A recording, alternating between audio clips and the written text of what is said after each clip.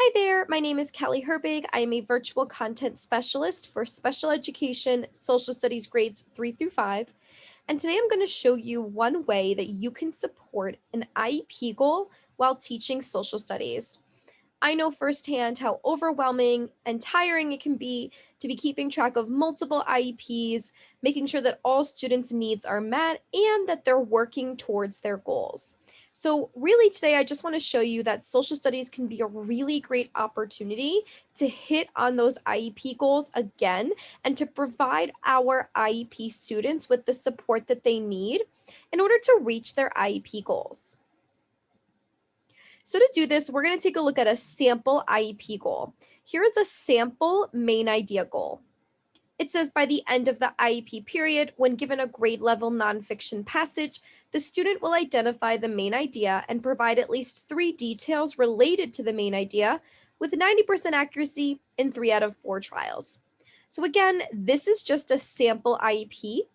Your student does not have to have this exact IEP goal in order for this video to be helpful. I chose this goal because I think we often have IEP goals that relate to main idea. So if you are working on main idea with any of your IEP students or any of your students in general, then this video will help you. Specifically, I'm going to be modeling by looking at the day 14, unit 4, grade 3 lesson. This is in the China case study unit. However, what I'm going to model in this lesson can be done in any passport to social studies curriculum. So once you take a look at this lesson, you'll see that there are some parts that you are teaching to your students, and then there's a portion of the lesson, or I'm sorry, there's the part of the lesson where you are sending your learners off to work independently. So when you get to that part, this might be a really good place for you to send off the majority of your students and then pull a small group to work with you on main idea. So today we're actually going to be using a video to do this main idea work. You might have seen this strategy in other places, but I think that teaching main idea and supporting details within a video is a really excellent scaffold for students with special needs. And let me tell you why. First, it supports students on various reading levels. This means that you can work with a broader range of students on this main idea work. You don't have to worry about a guided reading lesson needing all the same level passage. You can actually reach a lot of different learners in this one lesson just by using a video because all students will be able to access this video. Doing this within a video also makes the main idea work more fun and engaging. It also supports with the understanding of social studies concepts. You're kind of doing two really more important things at once, which is you're supporting them in understanding these social studies concepts and you're helping them understand main idea and supporting details. This also supports visual and auditory learners. It just kind of gives them that access point that they need to try out this work. And finally, it's a great scaffold for finding the main idea of a text. So it's more than likely that if you have a student with an IEP who has a goal about main idea, that the IEP goal is not stating that they will find the main idea in a video. They should find it in a text. However, doing a small group lesson on finding main idea of a video is a really great scaffold to help that student get to the level where they can actually read a text and find the main idea. So what I have for you here on the screen is a sample chart that you might use in this small group. This is something that I came up with and that I will have available to you if you're watching this video. But please feel free to create your own or use one that you've already learned with your students. I like to break things down for my students. So this chart says first, we're going to read or watch the text. Then we're going to think what words, phrases, or ideas keep repeating. Then we're going to write the main idea in our own words. And finally, we're going to find details that support the main idea. This is an example of a worksheet that you might use to have your students write the main idea. So they would use this box right here to type in the main idea, and they would use these bullets to type in the supporting details. This is a very common strategy known as boxes and bullets. So you might start by pulling your students, reviewing this chart, and letting them know that we're going to be watching a video together. And that as we watch this video, we're going to be pausing and thinking, what words, phrases, or ideas keep repeating so that we can determine a main idea together, and so that students can type or write that main idea into their box, and then write those supporting details into their bullets. So now let's go watch the video and let's talk about how we would teach this video with our students, when we might pause, and what kind of things we might say to help them find the main idea of this video. Okay, so I'm ready to play the video. This is the same video that your students who are working independently will be watching as part of their independent work.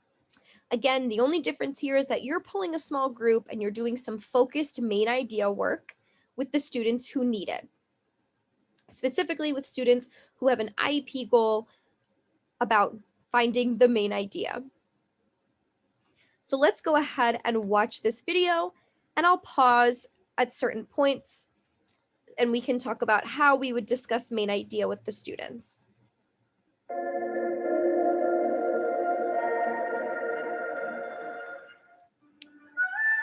The Silk Road was a trade route that went from China to Eastern Europe. It went along the northern borders of China, India, and Persia, and ended up in Eastern Europe near today's Turkey and the Mediterranean Sea. The Silk So I might pause here and I might say to my students, wow, I'm already noticing something is coming up more than once. And that's this phrase, the Silk Road. Let's keep watching and let's see if that phrase keeps repeating in this video. Because remember, we are looking for phrases, words, or ideas that repeat so that we can determine the main idea. Doing that think aloud work really helps students so that they can form the same kind of habits and thoughts in their brain when looking at videos and text to determine the main idea. Silk Road was important because it helped to generate trade and commerce between a number of different kingdoms and empires. This helped for ideas, culture, inventions, and unique products to spread across much of the settled world.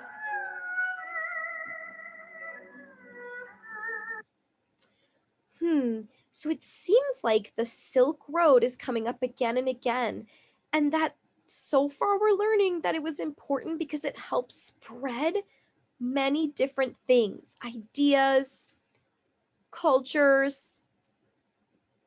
It was called the Silk Road because one of the major products traded was silk cloth from China.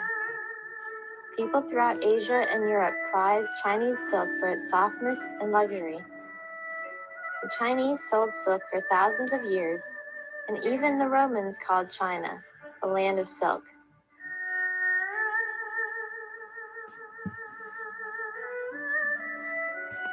Besides silk, the Chinese also exported or sold teas, salt, sugar, porcelain, and spices. Most of what was traded was expensive luxury goods. This was because it was a long trip and merchants didn't have a lot of room for goods. They imported or brought goods like cotton, ivory, wool, gold, and silver. So here I'm seeing this repeated idea, which is that really important things were traded on this Silk Road, and that the fact that this Silk Road existed meant that people were having access to things that they might have never experienced before. Notice how I'm thinking aloud for the students and allowing them to hear my own thoughts on what ideas, phrases, and words are repeating in this video. Merchants and tradesmen traveled in large caravans. They would have many guards with them. Traveling in a big group like a caravan helped in defending from bandits. Camels were popular animals for transport because much of the road was through dry and harsh land.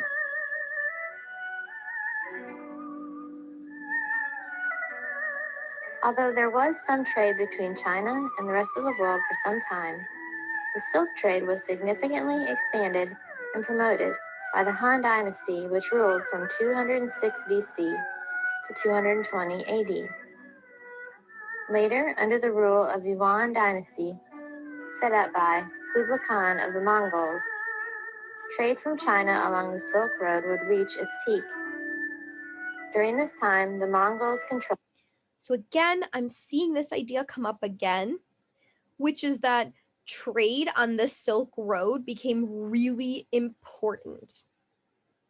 All right, I'm going to stop here, but teachers, you can see how as I play this video for students, I will pause and think aloud. I might even have them turn in talk or type into the chat or join a breakout room to discuss their thinking. I would recommend supporting students in coming up with the main idea. You might come up with a shared main idea as a group. So let's talk about how that would look. So at this point in your lesson, you might be sharing your screen with your boxes and bullets up and ready. And this would be a great time to have a discussion with your students and talk about how we can turn these repeating words and phrases into a main idea that's written in our own words. So we'll have a little bit of a discussion about how we noticed that this idea of the Silk Road being important for trading came up again and again and again. So let's go ahead and write that.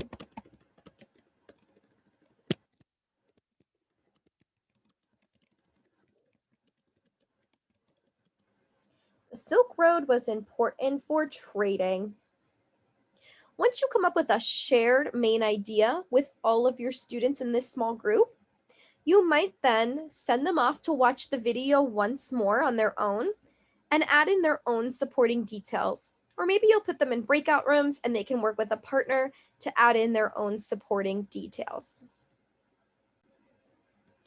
I hope that this video helped you see that social studies can be a really great time to support students with special needs, especially in reaching their IEP goals.